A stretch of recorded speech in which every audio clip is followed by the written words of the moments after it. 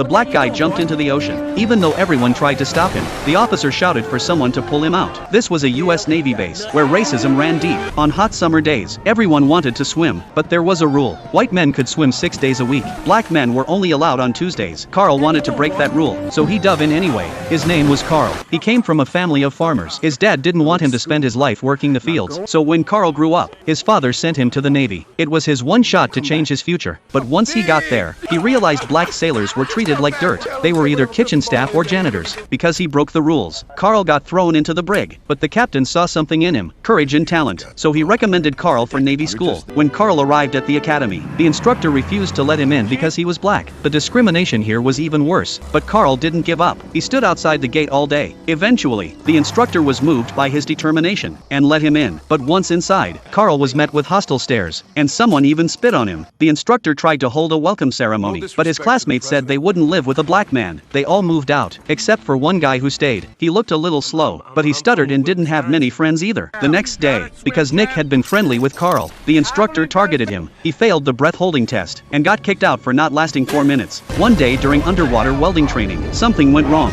Carl and another trainee dove down to help, but when the ship started to collapse, the other guy panicked and swam away. Carl was left alone. He pushed through and saved the trapped man, but when the instructor gave out awards, he gave credit to the coward who ran. Even after all this, Carl never quit. Then one day, he got a message. His father had passed away. Carl broke down. He went to a bar, just wanted a drink, but the bartender saw he was black and said they were out of liquor. Even the instructor showed up, told him he wasn't welcome, said even if you're good, the school will never let a black man graduate. That was the last straw. Carl challenged him. If I lose, I'll drop out on my own. But if I win, you let the stuttering kid back on the team. The instructor agreed.